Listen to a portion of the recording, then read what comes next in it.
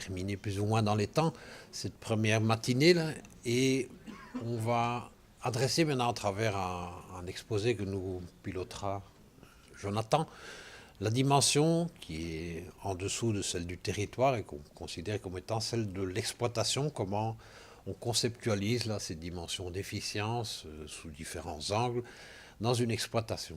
À toi, Jonathan. Hop là. Bonjour tout le monde. Donc là, on va surtout faire ça va être un autre style d'exposé, hein, ça va être beaucoup plus méthodologique. On va s'intéresser plus particulièrement à une étude de cas à La Réunion.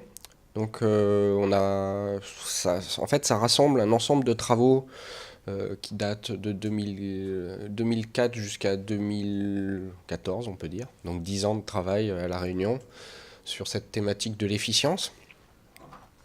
Et on peut capitaliser et avoir une réflexion sur les méthodes justement d'analyse de l'efficience à l'échelle des systèmes de production. Et c'est l'objet de cette présentation. Voilà. Donc je l'ai travaillé et préparé à partir de travaux qu'on a menés avec l'équipe, avec l'IESEG, dans le cadre de EHPAD, avec Jean-Philippe Bousmar, et puis aussi la contribution de 2 thèses du projet EHPAD. La thèse de Mathieu Vigne et la thèse de David Baird. Voilà. Donc La Réunion, pour ceux qui ne savent pas où c'est dans l'océan Indien. Il y a une très grande diversité de milieux pédoclimatiques avec un gradient pluviométrique très fort en fonction de l'orientation de l'île et de son altitude. C'est un contexte aussi très intéressant parce que on a une très grande diversité, enfin on a une diversité des systèmes d'élevage.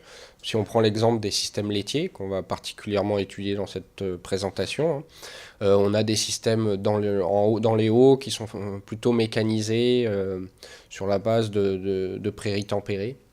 Et puis dans les bas, on a plutôt des systèmes sur la base de graminées tropicales, dont la canne à sucre. Et on peut avoir aussi des systèmes manuels, où la récolte se fait à la main. Voilà, donc c'était particulièrement intéressant d'étudier les systèmes laitiers là-bas. Pour resituer le contexte, en fait, à La Réunion, il y avait eu, à l'époque où on a commencé à travailler, un ensemble de chocs autour du prix des intrants, et en particulier des concentrés, qui étaient fortement liés à l'évolution du prix de l'énergie à l'échelle mondiale. Et du coup, les filières animales s'étaient très, très mobilisées pour essayer d'amortir le prix de ce concentré. Donc il y avait un contexte assez favorable à une réflexion autour de l'efficience énergétique. Autre facteur qui sont arrivés en cours de route, c'est que il y a eu les nombreux rapports de l'IPCC, en particulier en 2006, où vraiment ils ont confirmé que le changement climatique était vraiment avéré. Et puis en même temps, il y a la FAO qui a sorti un bouquin qui a été assez important pour les filières animales, tout le monde le connaît ici, qui dénonçait que la contribution très forte des systèmes d'élevage aux émissions de gaz à effet de serre d'origine anthropique, donc voilà, 16% à l'époque. Voilà, tout ça faisait un contexte très favorable pour travailler avec les filières animales autour de la question de l'impact environnemental des systèmes d'élevage, et en particulier la question énergétique. Voilà, donc on avait travaillé avec l'ensemble des productions animales de l'île à l'époque, et ça avait été très fructueux, on avait traité de beaucoup de choses intéressantes, et en particulier avec la filière laitière. Voilà, ce qui sera l'objet de cette présentation. Donc à La Réunion, ce qui avait d'assez intéressant, c'est que c'était assez représentatif de la dynamique future de ce qui allait se passer dans le monde, autour d'une forte tension autour des ressources, et donc la nécessité de produire plus avec moins d'impact et en utilisant moins de ressources et avec une utilisation efficiente des ressources. Voilà, et donc on a traité cette question avec trois grandes approches qu'on a mobilisées dans le temps. Une approche beaucoup plus qui part de l'observation et de l'étude de la diversité in situ. Ensuite, on a fait un travail de modélisation pour simuler des systèmes prospectifs. Et puis enfin, on est allé encore plus loin dans la théorisation et l'éloignement par rapport au contexte réel. On s'intéresse à simuler un très grand nombre de fermes et à explorer plus le domaine du possible. Voilà, et on va voir successivement les intérêts et les avancées qu'ont apporté chacune des méthodes sur cette question de l'efficience. Et on pourra avoir une discussion sur l'intérêt et la complémentarité de ces différentes approches. Voilà, donc la première. Donc vous avez vu que bon, c'est un indicateur qui maintenant est assez familier pour vous, hein, l'efficience énergétique ou la conso 100. Alors l'efficience énergétique en bas, là, c'est la quantité d'énergie brute produite et rapportée à la quantité d'énergie non renouvelable consommée. Et puis la conso 100, c'est la quantité d'énergie non renouvelable consommée pour produire 100 kg de produits animaux, alors que ce soit du lait ou de la viande. Voilà, et donc la conso 100, c'est en fait, ça se rapproche d'une inefficience.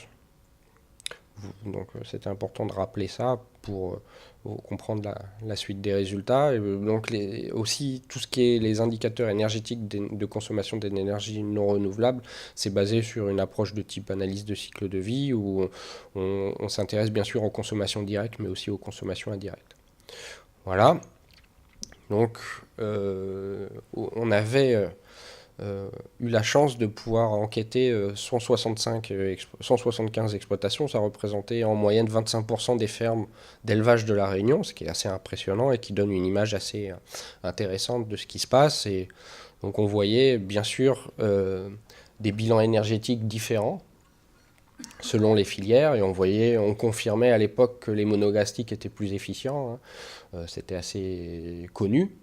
Mais aussi, on s'est rendu compte que le concentré constituait une part très importante du bilan énergétique. Hein. Autour de, par exemple, pour les systèmes laitiers, c'était 59% du bilan énergétique était lié à la consommation de concentré.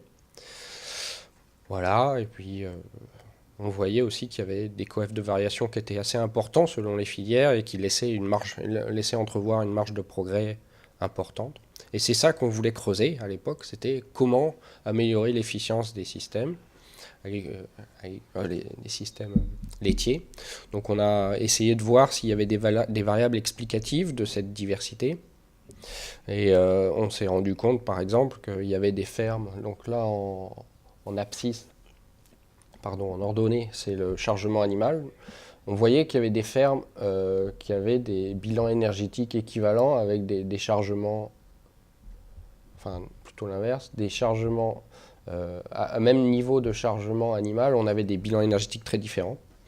Donc c'était peu explicatif. Pareil, l'intensification avait un faible effet sur... Enfin, en tout cas, il n'y avait pas de tendance forte de l'intensification sur le bilan énergétique, même s'il y avait une tendance globale à augmenter le bilan énergétique, donc baisser l'efficience. Et puis par contre, on a trouvé un fort effet de l'indice de consommation. Donc c'est assez logique avec le fait que plus on consomme, que le concentré est une composante essentielle du bilan énergétique. Donc on se rend bien compte que l'efficience énergétique ou l'inefficience était très fortement liée à l'indice de consommation du concentré. Et ça a eu des conséquences intéressantes en tout cas surtout pour les filières hors sol. Là vous voyez les lapins, les porcs, la volaille et les bovins engraisseurs. Ah non, c'est les engraisseurs, les naisseurs. Et par contre, c'était beaucoup moins évident pour les systèmes laitiers. Donc on s'est dit qu'il fallait sans doute approfondir les choses. On a fait une typologie des systèmes d'élevage laitier à La Réunion et on s'est rendu compte que c'était une typologie de combinaison de pratiques. C'est-à-dire qu'on distinguait les élevages selon vraiment les différences de pratiques. Et les deux axes qui distinguaient les systèmes, c'était leur capacité à être autonome en aliments et l'autonomie en fertilisant. Donc plus on allait vers la droite, plus c'était des gens qui valorisaient bien leurs ressources fourragères.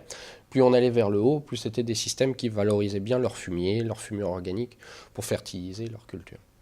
Et donc voilà, on avait différents types et on voyait que effectivement, plus on recyclait bien la matière organique, plus on diminuait le bilan énergétique et donc plus on augmentait l'efficience. Et idem, plus on améliorait plus on utilisait mieux les fourrages, plus on améliorait le bilan énergétique. Mais tout ça, ça restait des hypothèses parce qu'on avait une grosse difficulté à quantifier les marges de progrès qu'on pouvait avoir effectivement en améliorant cette autonomie alimentaire ou cette autonomie en fertilisant. Voilà, donc on est allé un peu plus loin pour essayer de creuser cet aspect. Donc on a construit avec un groupe d'éleveurs représentatifs de la diversité de ces fermes, de ces 6 types, 1, 2, 3, 4, non 5 types. Et on a construit un modèle avec les agriculteurs représentant justement le recyclage de la matière et la capacité à recycler la biomasse et voilà. Donc on a fait ça avec des exploitations représentatives et avec les agriculteurs, on a défini des scénarios prospectifs justement pour essayer d'améliorer ces indicateurs d'efficience. Voilà, donc le modèle qu'on a développé, c'est un modèle stock-flux qui représente donc le cycle de la biomasse.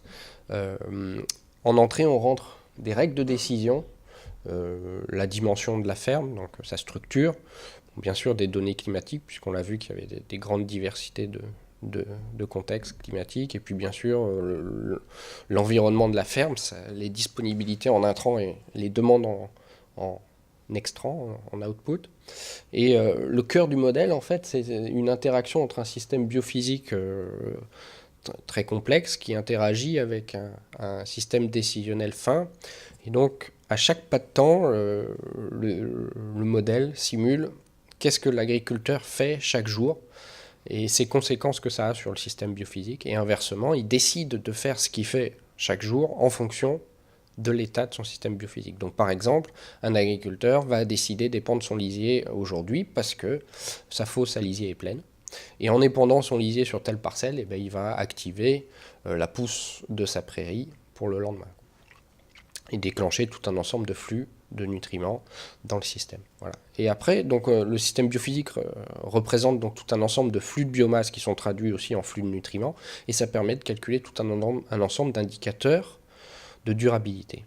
Voilà, donc là c'est le système biophysique, vous voyez, donc il y a recyclage de la matière entre les cultures, l'animal, et pareil pour la matière organique produite. Donc ça c'est l'interface du modèle, et on peut suivre en dynamique, donc à un pas de temps quotidien et sur plusieurs années, l'effet d'un changement, d'une stratégie, d'un ensemble de règles de décision sur donc, à la fois les stocks, c'est en rouge, par exemple ici c'est sur 3 ans, et puis les flux aussi, l'ensemble des flux qui existent au sein de la ferme. Donc on peut retrouver par exemple,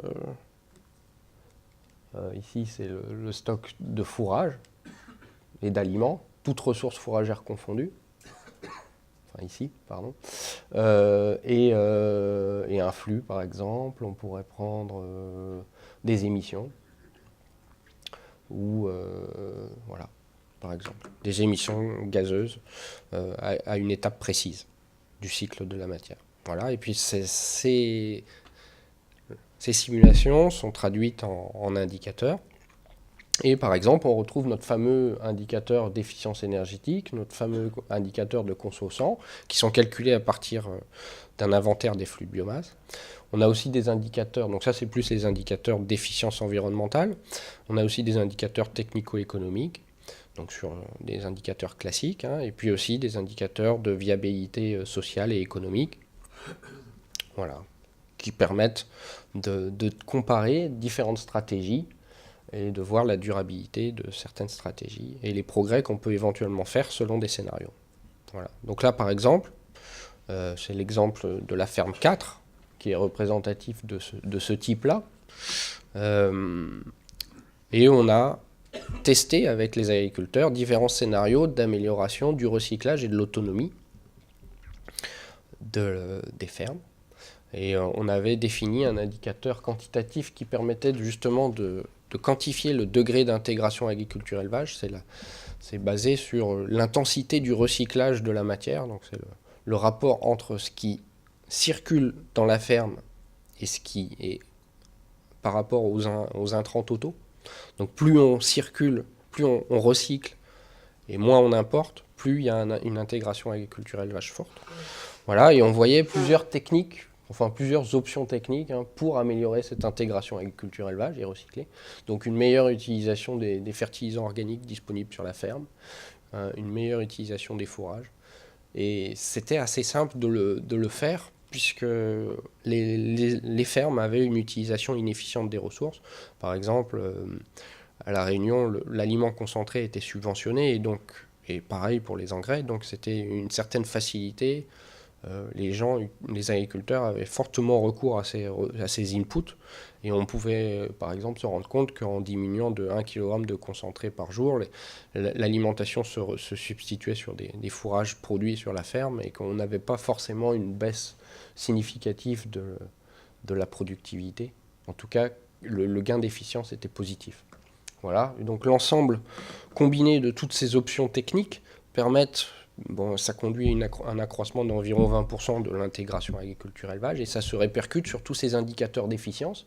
On retrouve en particulier l'efficience énergétique ici, et on peut l'améliorer selon ce qu'envisageaient les agriculteurs de ce type-là, l'améliorer de 10%. Voilà, et c'était intéressant, puisqu'on se rendait compte qu'aussi, par la même occasion, l'agriculteur améliorait son revenu, enfin sa marge brute, plus exactement. Mais le point négatif, c'était qu'il fallait travailler plus. Manipuler du fumier et des fourrages, ça demande plus de travail que d'utiliser du concentré et de l'engrais minéral. Voilà. Mais ça avait le grand avantage de quantifier ces marges de progrès. Voilà. Mais on s'est dit aussi que malheureusement, est-ce qu'on ne peut pas aller plus loin? Ça, c'est les scénarios que proposent les agriculteurs, que proposent les techniciens, l'environnement technique de la filière. Voilà, c'était le domaine du possible pour ces gens-là. Mais est-ce qu'on ne peut pas aller plus loin?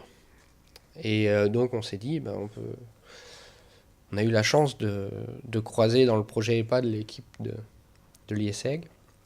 Et ils nous ont amené un nouvel outil pour analyser l'efficience. Donc on en a parlé hier. On appelle ça Data Envelopment Analysis.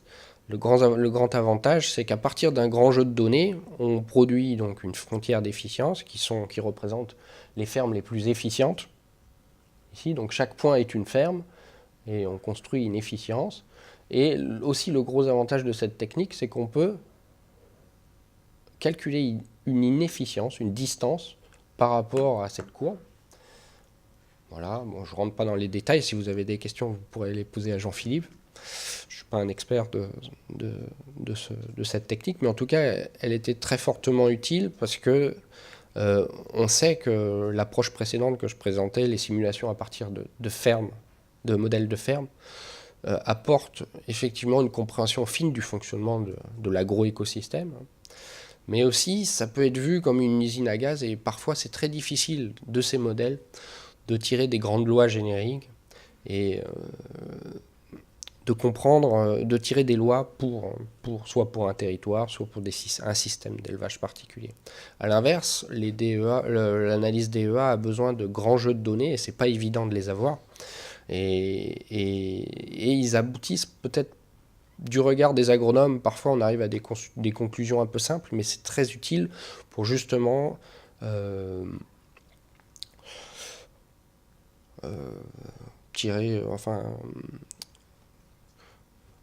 théoriser et prendre du recul par rapport au terrain. Voilà. Donc aussi le DEA est peut-être un peu critiqué par le manque d'opérationnel, mais en fait on va voir que on a su tirer, en couplant ces deux approches, on a su tirer et produire des choses intéressantes. Donc le principe, c'est justement d'utiliser un modèle d'exploitation pour simuler un très grand nombre de fermes de façon stochastique, et ce grand jeu de données est ensuite utilisé pour construire une frontière d'efficience. Et ensuite, on va pouvoir comparer les scores d'efficience avec des combinaisons de pratiques, des combinaisons de règles de décision, des stratégies, et réfléchir à comment est-ce qu'on peut être plus efficient. Voilà, c'est le grand principe. Donc, dans notre cas, ce qui avait d'assez intéressant, c'est qu'on une des grandes questions, c'est, bon, par exemple, nous, ce qu'on a fait varier, c'est justement les quantités de concentré distribuées par vache et par jour, les quantités d'engrais épandues par coupe selon les saisons pratiques, des choses comme ça, hein. Un grand nombre de pratiques et de règles de décision. C'était pas évident de définir des gammes de variations dans lesquelles c'était réaliste de faire bouger les pratiques, les règles de décision et les pratiques. Donc ça, on a fortement bénéficié de l'expérience passée, justement, des simulations interactives avec les agriculteurs et les techniciens de la filière. Et c'est ce qui nous a permis de définir ces gammes de variations réalistes. Par exemple, l'intervalle entre coupes moyen, hein, théorique, défini dans le plan d'action d'un agriculteur, c'est en moyenne autour de 60 jours en été. Et c'était irréaliste de couper tous les 10 jours, par exemple. Et on a trouvé, je ne me souviens plus exactement de la gamme de variations, mais ça devait être entre 40 et 80 jours.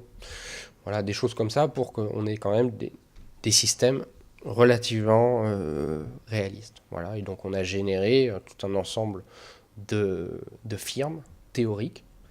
Voilà. Voilà, ça, pour tester la méthode, on a généré par exemple 5000 fermes.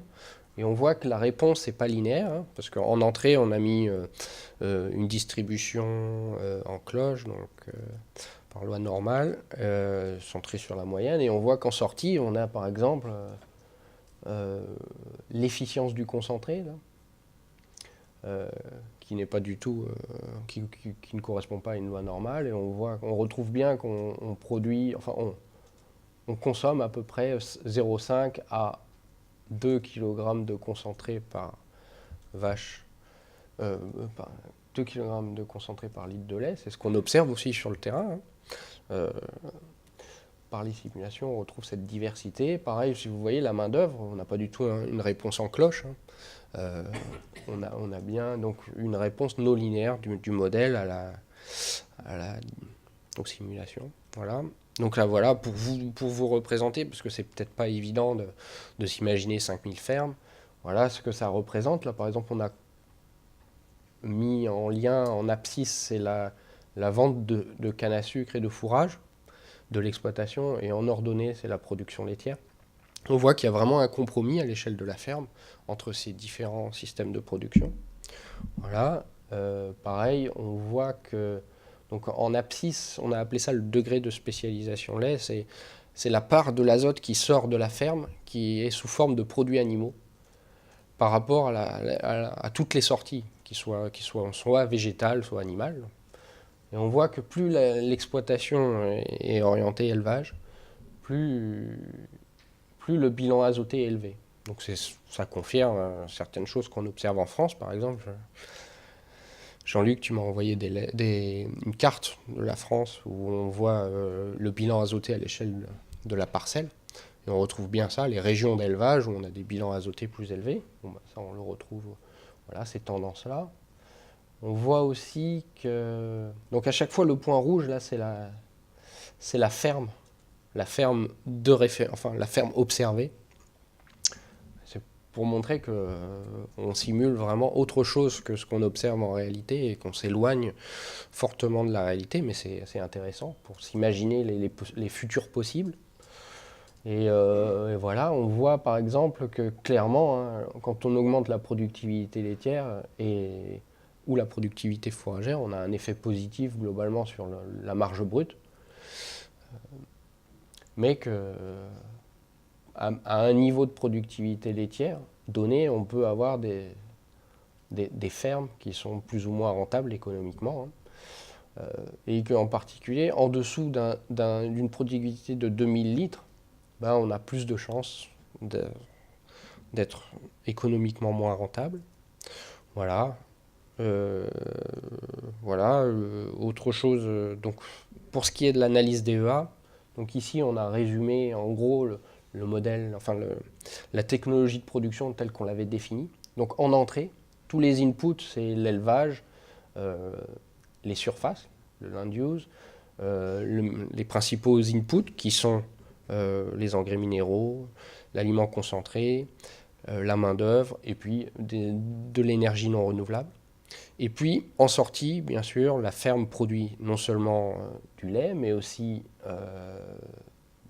des fourrages et aussi de la canne à sucre.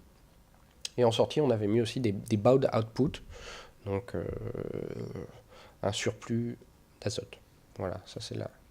Et donc on observe ce genre de choses parce que en tant qu'agronome, moi j'avais besoin de vérifier que un score DEA était cohérent par rapport à une efficience agronomique. Donc on retrouve en abscisse l'efficience d'utilisation de l'azote et en ordonnée l'efficience d'utilisation de l'énergie. Et on voit que globalement, quand même, les scores DEA sont assez euh, cohérents avec ces inefficiences, enfin ces scores d'efficience. On voit que les scores les plus efficients en DEA sont bien généralement des fermes qui sont plus efficientes, à la fois d'un point de vue énergétique et azoté, et puis que, idem, les fermes les plus inefficientes sont bien d'un point de vue DEA, sont bien des fermes qui sont peu, enfin, qui sont peu efficientes en termes d'utilisation de l'énergie et de l'azote. Voilà. Bon, après, si on rentre dans le détail, il y a des tendances différentes, enfin, il y a des erreurs, hein, enfin, des exceptions qui confirment la règle, mais bon, je ne vais pas rentrer dans le détail, mais voilà. Mais ça s'explique il y a vraiment une cohérence entre ces indicateurs, ça s'explique par la technologie de production, qui est, en fait, les principaux inputs, c'est de l'azote et de l'énergie. Tout peut être converti en azote et en énergie, et les principaux outputs, le milk et les fourrages, on peut pareil les convertir en énergie. Donc c'est pour ça que c'est assez cohérent en termes, les indicateurs DEA et les indicateurs d'efficience agronomique sont assez cohérents. Voilà. Et on obtient ce genre de graphe, même si les économistes n'aiment pas trop le voir, mais moi je trouve que c'est assez intéressant, hein, parce que donc là, c'est en 3 dimensions. C'est la production laitière de la ferme, la quantité de concentré consommé, et puis la quantité de main-d'œuvre consommée. Et on voit en rouge, ce sont les éco-efficientes. Et on voit que pour un niveau de production, donc horizontalement, les plus efficientes sont celles qui consomment le moins de concentré. Donc on confirme bien cette idée que le concentré est central dans en tout cas l'efficience, l'éco-efficience des fermes d'élevage à La Réunion. Voilà. Après, on s'est posé la question. Donc on a l'avantage, c'est de mettre en corrélation les variables de gestion, les règles de décision, les variables qui décrivent les pratiques, avec les différents, avec les scores d'efficience. Et donc là, on a défini un sous-groupe. Dans les 5000, on a retenu que les efficientes, celles qui constituent la frontière. Et on a fait une typologie de ces fermes pour savoir s'il y avait différentes façons d'être efficient. Donc déjà, la première chose qu'on a notée, c'est qu'il y avait quand même une relative homogénéité dans ces fermes les plus efficientes. Ce sont toutes des fermes mixtes, agriculture-élevage. Le chargement animal tourne autour de 1,5 et 1,8 UBT. La canne à sucre reste une composante importante dans la SAU. Et aussi, on a pareil, en termes d'intensification, on a des fermes un peu moyennes. C'est des medium, j'avais mis high input system, mais c'est plutôt des medium input system. En bleu, vous voyez la ferme moyenne de référence.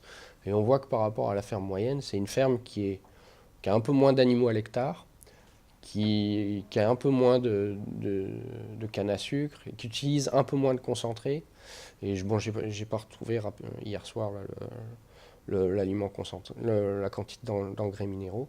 Mais bon, on voit qu'il y a une certaine homogénéité et c'est assez cohérent avec l'idée qu'on peut se faire d'une ferme qui serait purement spécialisée et qui manquerait et qui pourrait pas recycler et qui donc serait moins efficiente.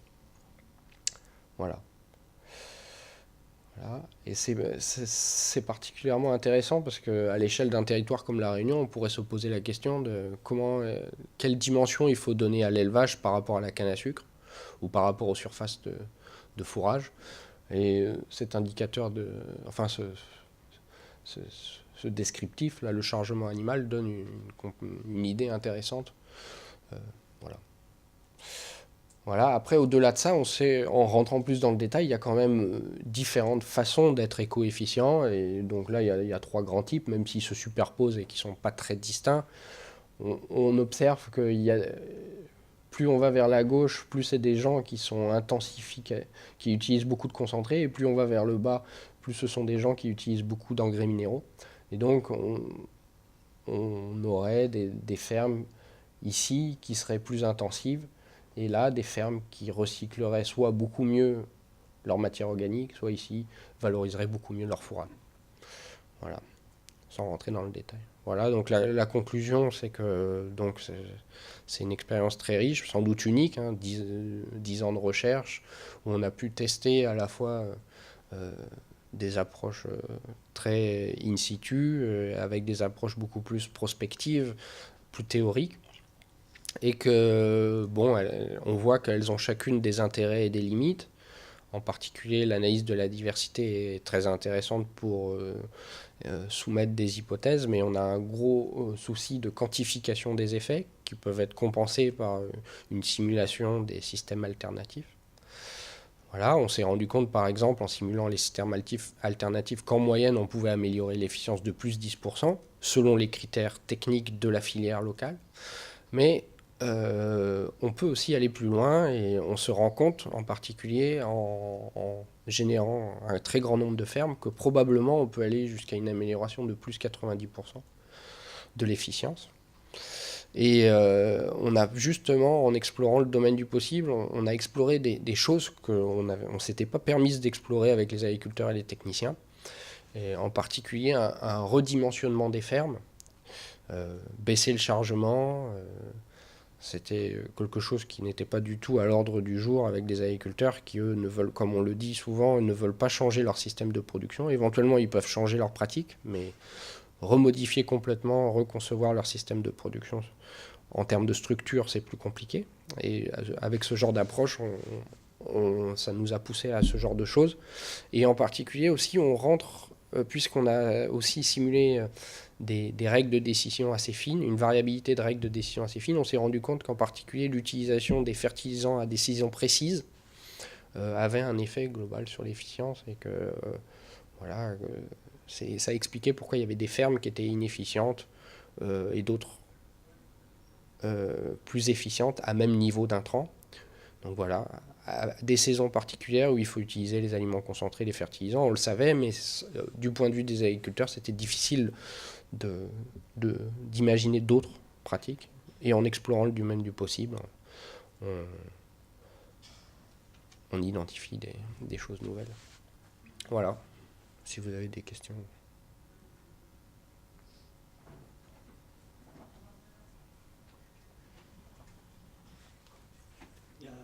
Merci beaucoup Jonathan, puis merci Jean-Philippe et les autres qui ont contribué à ce papier qui était vraiment la Réunion, c'est un cas qui ne doit pas se produire dans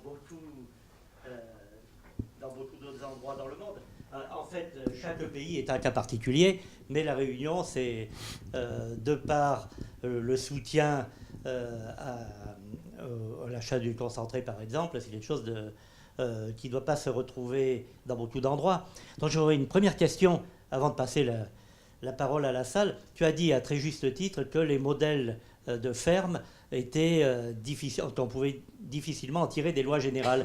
Mais quand même, est-ce que, Gamed, il n'y a pas une certaine généricité à ce modèle? Est-ce que tu penses qu'il peut être appliqué dans d'autres endroits que la Réunion, où c'est vraiment un modèle qui a été conçu, enfin qui est valable uniquement pour le cas réunionnais ou des cas similaires? Le modèle en lui-même, il est pas du tout, enfin, il est très inféodé au contexte réunionnais, parce que les fonctions biophysiques sont paramétrées et ont été définies pour le contexte réunionnais. Pareil, le système décisionnel est probablement plus générique, mais en tout cas, les règles de décision, les possibilités de règles de décision qui sont dedans sont très définies en fonction des pratiques observées. Voilà, donc le modèle en lui-même, il est pas générique, mais ce qui est générique, c'est beaucoup plus l'approche globale de modélisation du type stock flux à l'échelle d'une exploitation. Et on voit, par exemple, le modèle Mélodie est très similaire et a été développé pour la Bretagne, où il y a une articulation entre un système biophysique et un système décisionnel. Ça, c'est générique et c'est très utile parce que c'est valable partout dans le monde pour analyser le recyclage de la matière et des nutriments. C'est utile pour comprendre d'où viennent les inefficiences et les efficiences. Après aussi, ce qui est générique aussi, c'est l'approche de modélisation. C'est construire un modèle avec des agriculteurs. On devrait pouvoir le faire partout et c'est dans tous les cas très utile pour comprendre le fonctionnement agroécologique d'un système de production. Voilà. Voilà, si ça répond à la question. Oui, tout à fait.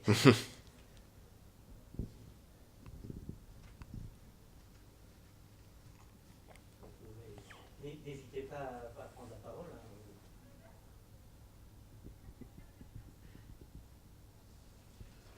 Oui, bon, il y avait autre chose juste à la fin. Tu as dit que dans les domaines du possible, il y avait diminué les intrants et puis diminuer, attends, j'ai noté autre chose que tu avais dit, baisser le chargement et diminuer les intrants. Mais ça peut être possible qu'en augmentant la surface, la surface de terre, sinon tu baisseras la production. C'est bien ce que tu voulais dire, ou tu as des moyens d'avoir une ferme économiquement viable en baissant des intrants et le chargement? Oui, on peut diminuer, enfin quand on rentre dans le détail des pratiques, on peut diminuer par une application par exemple soit de la matière organique à l'échelle de la parcelle, mais c'est également le cas sur la définition des rations alimentaires sur les animaux, en modifiant l'utilisation des intrants et l'utilisant mieux, à des meilleurs moments et à des meilleurs endroits. On peut réduire, on peut garder presque le même niveau de productivité en réduisant les intrants. Et donc on améliore l'efficience. Voilà. Mais c'est par un changement fin des pratiques et des règles de décision qu'il y a derrière qu'on peut se rendre compte de ce genre de choses. Et voilà. Et sans nécessairement augmenter les terres. C'est en gérant mieux son système final. En gérant mieux ses ressources. Mais...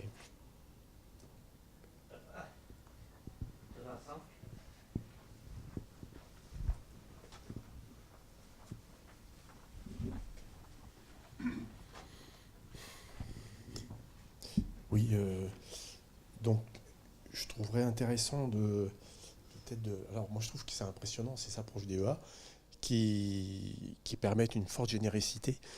Par contre, le fait de les introduire comme moins complexes que les modèles agronomiques, moi qui ne suis pas économiste, je trouve plutôt que c'est le contraire. Et sur les conclusions, je trouverais intéressant de recouper. Donc, ayant travaillé à La Réunion avec des modèles agronomiques que je trouvais simples, par exemple, le fait de pouvoir modifier les chargements. Donc, on a pu mettre en évidence sur le fait qu'il y avait des contraintes saisonnières fortes que tu prends dans tes modèles. Donc, une très forte saison des pluies avec une croissance exagérée et une valeur alimentaire très faible, à contrario en saison sèche. Donc là, on a pu mettre en évidence des modes d'exploitation de ces termes qui, par exemple, avec des durées d'interpassage beaucoup trop longues, on a pu les réduire. Elles ont été appliquées donc surtout en élevage allaitant, évidemment. Donc là, il y avait eu des changements qui ont été opérés. La mise en évidence également des intrants. Donc là, à l'époque, on travaillait sur des changements de pratique sur la fertilisation minérale. Il y avait eu des changements qui avaient été opérés, notamment sur des doses qui étaient 2 à 3 fois supérieures à ce qui était nécessaire. Voilà, donc je trouverais s'il y avait eu un recoupement des conclusions là, de la DEA, dont la force s'appuie sur un grand nombre de situations. Par contre, les modèles agronomiques, eux, ils ont des bases biologiques qui sont aussi solides. Et donc, d'essayer de regrouper un peu ces deux qualités, j'aurais trouvé qu'il y aurait une voie, enfin, c'est peut-être à explorer pour la suite, mais voilà. Voilà. En tout cas, par rapport à ça, Quand on avait fait le modèle GAMED à l'époque, justement, un des scénarios qu'on avait simulé, c'était justement toutes les recommandations que vous aviez produites et qui étaient majoritairement peu appliquées par les agriculteurs. Ils continuaient à utiliser beaucoup de concentrés, d'engrais minéraux et à laisser une fosse alizée de temps en temps déborder et à pas l'utiliser, à laisser un tas de fumier sur le coin du champ et à pas les pendre. Voilà. Donc on s'était proposé justement de simuler un changement de pratique, à la fois une accélération des coupes, une adaptation du plan d'épandage en fonction des besoins des cultures, tout ça. Et on avait simulé ça à l'échelle de la ferme et on s'était rendu compte que le gain, justement, si on avait regardé ça en efficience, était faible. Ça surprenait tout le monde, parce que c'était le discours technique dominant. Et en fait, on se rend compte qu'il y avait des tels niveaux de concentrés distribués que ça gommait tout l'effet positif qu'on pouvait avoir à travailler à l'échelle de la parcelle. C'était tout l'intérêt d'avoir justement un modèle global à l'échelle de l'exploitation, c'est qu'on se rend compte que une utilisation, enfin l'effet sur un atelier à une échelle justement faible, l'échelle de la parcelle, peut avoir un effet qui est gommé à l'échelle globale, à l'échelle supérieure, à l'échelle de l'exploitation. Et ça pouvait expliquer pourquoi. Voilà. La filière laitière. Sans doute que les allaitants, c'est autre chose. Et je connais pas. C'est ce qu'on appelle les propriétés émergentes. Et justement, qui sont difficiles à analyser. Hein. Quand on simule avec des fermes avec un système biophysique ultra complexe, où il y a des interactions entre l'animal, le sol, la plante, le tas de fumier, etc. Où il y a derrière des fonctions biophysiques très complexes, des modèles dynamiques, mécanistes. Et ben, de temps en temps, on a des choses qui apparaissent et qui surprennent. Et c'est pas évident toujours à comprendre, même pour des agronomes qui connaissent très bien les systèmes qu'ils étudient. Bonjour, Fabien Stark. Je vais parler de l'intégration, hein, c'est sur quoi je travaille. L'indicateur d'intégration que tu as mentionné dans l'analyse de la diversité, tu mets en rapport la quantité d'azote qui est recyclée qui circule dans le système par rapport à la quantité d'input. Ma question, c'est est-ce que c'est pertinent et pas trop est-ce qu'il y a réellement une corrélation quand on regarde les systèmes brésiliens type Embrapa d'intégration agriculture-élevage, où on intègre plus en augmentant la quantité d'intrants dans ces systèmes-là. Et donc, dans ces systèmes-là, l'intégration est corrélée aussi à une plus grande quantité d'intrants utilisés pour produire des coproduits type soja, maïs pour l'alimentation de l'élevage laitier. Et la deuxième question, c'est est-ce qu'on a une frontière d'efficience avec plus d'intégration? Quand tu as fait de l'analyse multivariée de l'efficience, est-ce que tu as regardé la corrélation entre l'efficience d'utilisation du nitrogène et une plus grande intégration? Et est-ce qu'on arrive à une limite ou pas? Enfin, c'est les questions qu'on se pose, nous aussi. Ouais. Ben, en fait,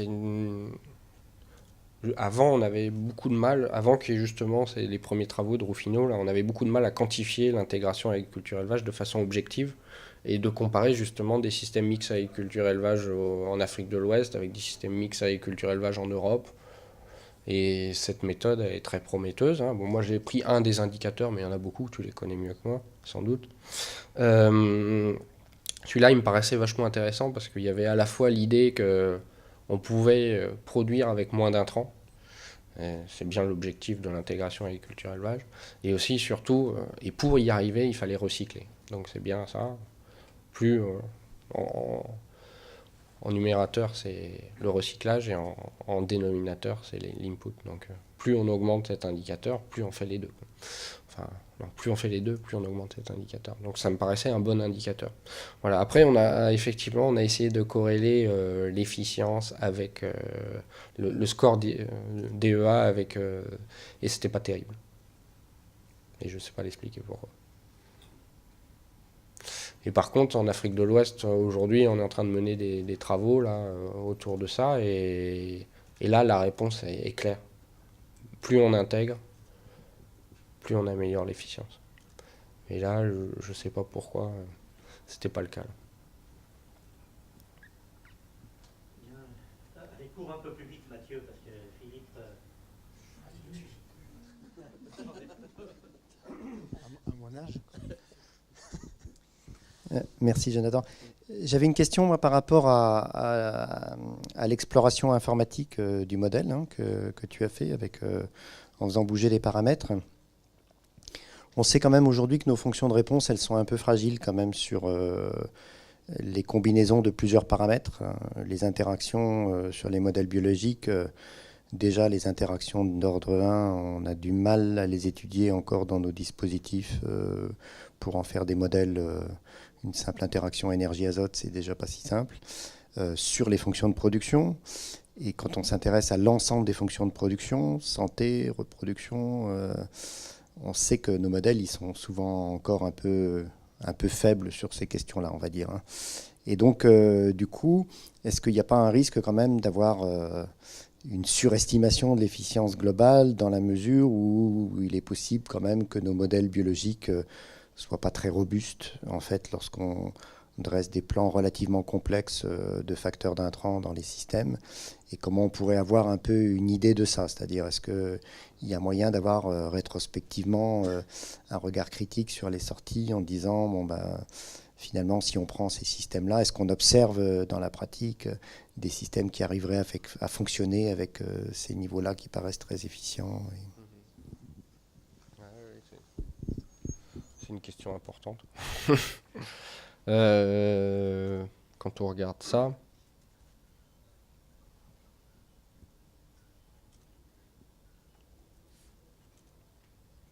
c'est où?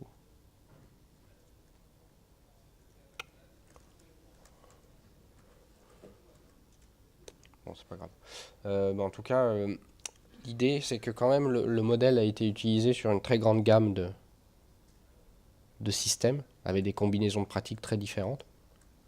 Voilà. Et il a été validé sur ces cas réels, puisqu'on a pu, dans le cadre de ma thèse, on avait suivi tous les flux de biomasse et de nutriments, et on avait évalué la capacité du modèle à représenter la diversité des pratiques.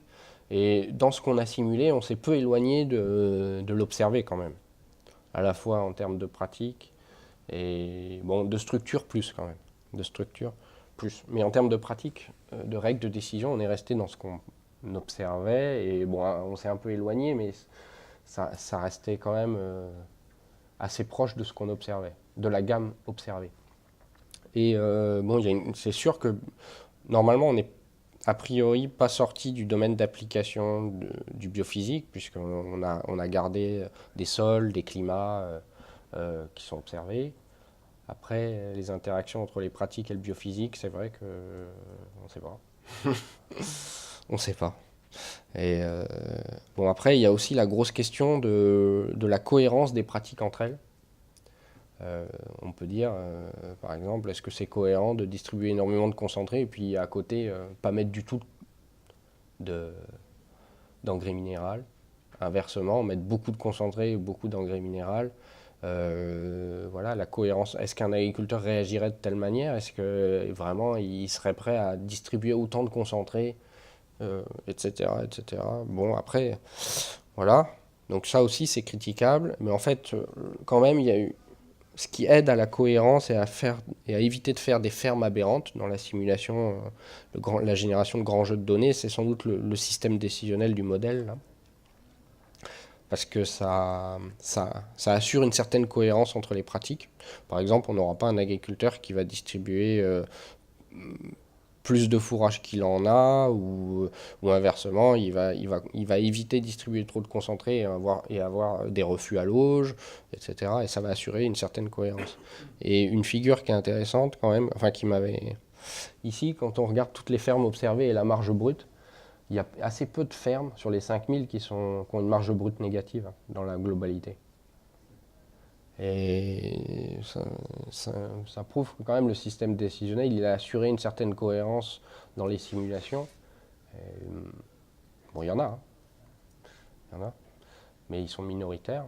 Et David avait proposé justement une détection quand les scores de DEA étaient très faibles, ça veut dire que... Non, très élevés, c'est-à-dire que l'inefficience était très élevée, c'était plutôt des systèmes aberrants justement avec des marges brutes très faibles. Et donc quand on a fait notre analyse, on a éliminé ces systèmes aberrants et pour garder vraiment des systèmes qui étaient plus viables, quoi, économiquement. Donc voilà, c'est le réalisme des combinaisons de pratiques et des stratégies. Après, le réalisme biophysique, moi effectivement, il faudrait explorer ça. Et bon, c'est vrai que c'est assez nouveau, hein, ce genre de méthode. Il va falloir mieux connaître nos modèles et tout ça. Voilà.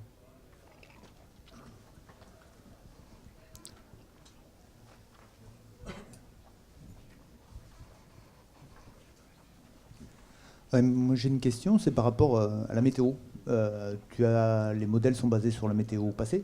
Ouais. Est-ce que c'est envisageable, faisable, paramétrable de faire le même genre de travail avec la météo future?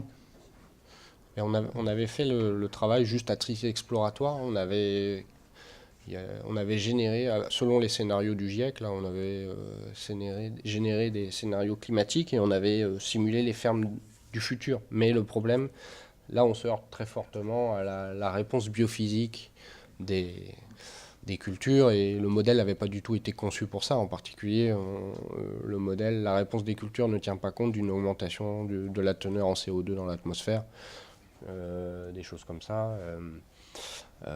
Par zone, et par exemple une disparition progressive, un remplacement des graminées tropicales, des graminées tempérées par des graminées tropicales.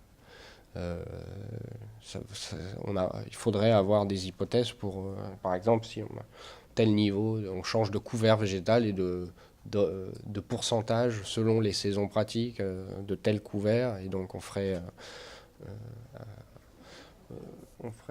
intervenir telle fonction biophysique de production des fourrages plutôt qu'une autre selon les scénarios, et ça on l'a pas, et du coup ça serait faux. Et quand on avait fait les simulations, on s'était rendu compte, mais je sais pas si c'est la vérité en tout cas, mais en tout cas selon les scénarios du GIEC, l'effet sur la durabilité des fermes était très faible, même avec une augmentation maximum de 4-5 degrés. Ça avait, et les changements pluviométriques, c'était faible. On avait plus de pertes gazeuses et donc une baisse globale de l'efficience, parce que la volatilisation, tout ça dans le modèle sont dépendantes du climat, mais au niveau de la production végétale, on n'avait pas une réponse. Je pense qu'elle était sous-estimée, donc ça n'a pas trop de sens.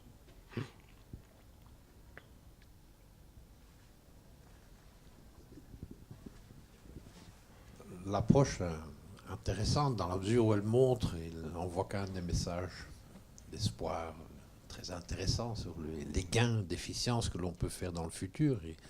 Et c'est vrai que la modélisation ici montre comment on peut aller au-delà des frontières de ce que l'on connaît actuellement. Dans le début du propos, tu évoquais l'importance de la composante décisionnelle dans un système.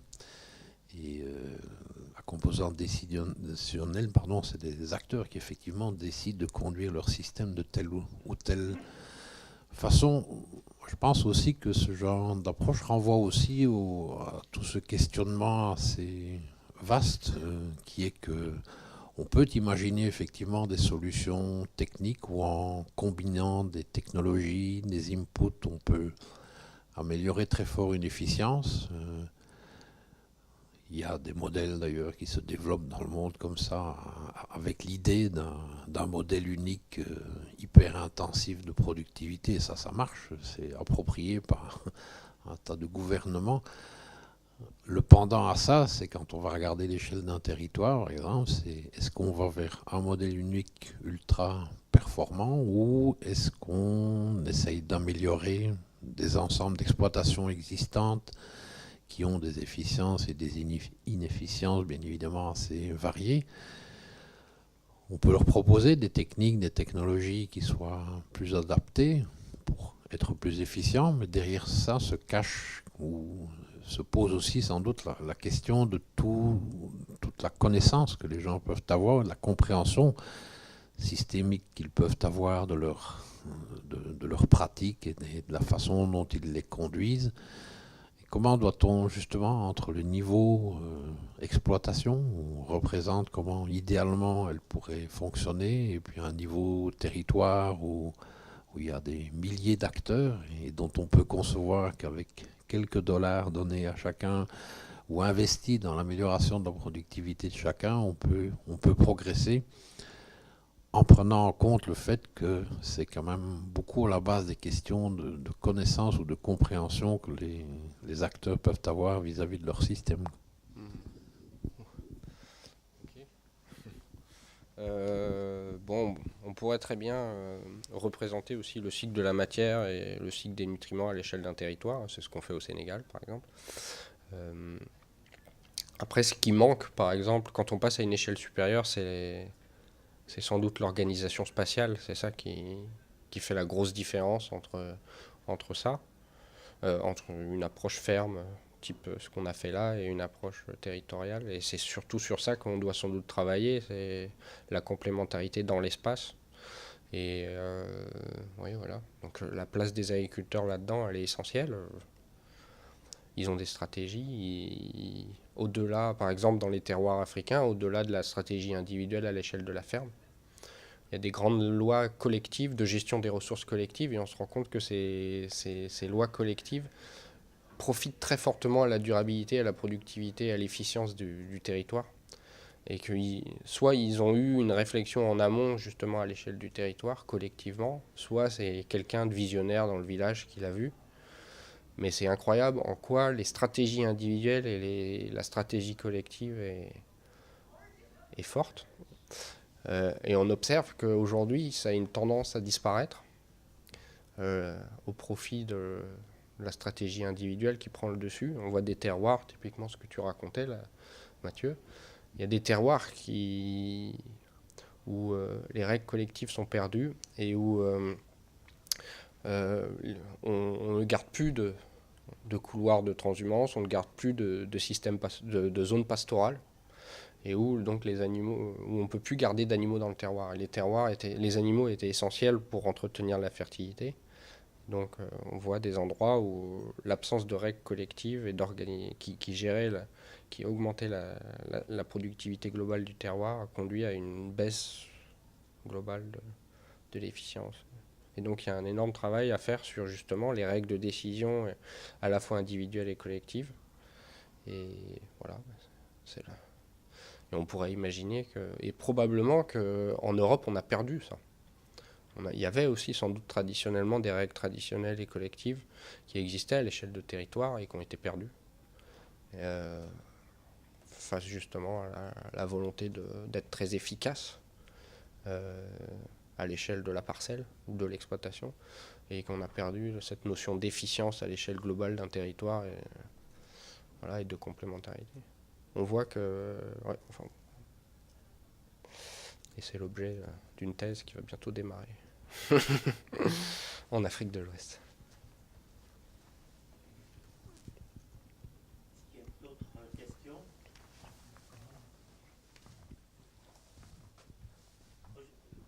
J'ai une petite remarque. Tu as parlé pour toi d'efficience énergétique, d'efficience azotée, mais à la fin, je me suis dit, et quid des impacts environnementaux à proprement parler, c'est-à-dire des gaz à effet de serre, de la consommation d'énergie, que tu avais pourtant étudié à La Réunion et donc sur lequel tu as des éléments, là on ne les voit plus du tout apparaître à la fin. Est-ce qu'il y a un découplage total pour toi entre efficience Non, c'est très corrélé, c'est pour ça c'est pratiquement l'impact, le bilan GES.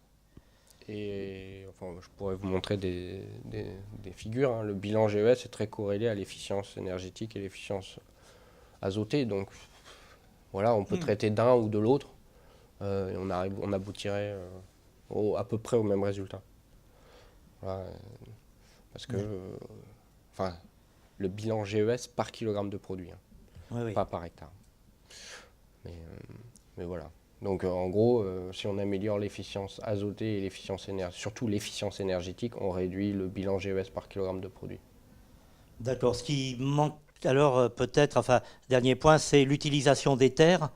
Est-ce que les systèmes les plus efficients, comment ils se situent au niveau utilisation des terres dans un territoire aussi restreint que la Réunion. Les plus efficients, ils utilisent peu de terre ou beaucoup de terre? On l'a vu. Oui, ben, j'ai pas retenu alors. Tu peux... En fait, c'est plus le chargement animal qu'on a regardé. Ah, oui. Après, le dimensionnement des fermes, on peut imaginer une unique ferme. Non, je veux dire le nombre d'hectares pour faire une même production, je voulais dire. Il n'y a pas de différence. Je ne comprends pas la question. Ok. Oui.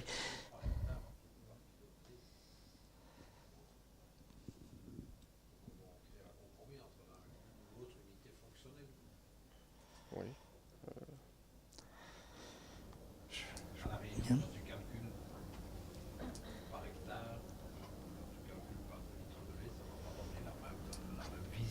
Ah oui, oui.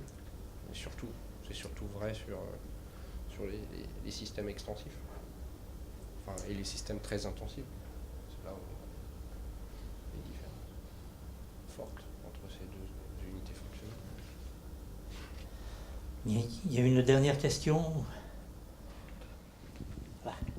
Oui, sur ces histoires-là d'hectares mobilisés, on peut penser qu'il y a sans doute un compromis entre les systèmes plutôt pâturants qui utilisent beaucoup de surface directe, entre guillemets, donc à l'échelle de l'île, et ceux qui sont beaucoup plus intensifs, mais dont tu as vu, on a vu les quantités concentrées importantes, qui mobilisent beaucoup de surface indirecte. Donc là, il y a une vraie question, en fait, mais qui se situe pas seulement à l'échelle de l'île, où effectivement, là, les surfaces arables sont restreintes et il y a une grosse pression sur le foncier, mais il y a aussi un compromis à trouver sur l'utilisation des terres plus globale à l'échelle mondiale.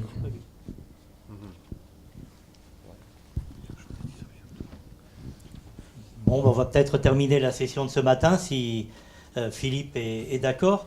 Enfin, je voulais à nouveau te remercier. Je pense que ce qui a été fait, ce qui a été présenté par Jonathan, ben, c'est finalement un modèle à reproduire, enfin le type de réflexion à reproduire sur des terrains très différents. Et donc, je pense qu'il faut que chacun l'analyse en se disant qu'est-ce que je peux faire moi sur mon terrain pour avoir la même démarche. Donc je ne sais pas, on se donne rendez-vous à quelle heure? 13h30. Bon, bah alors il faut que ça soit 13h30 dernier délai pour ceux qui veulent partir tôt. Voilà.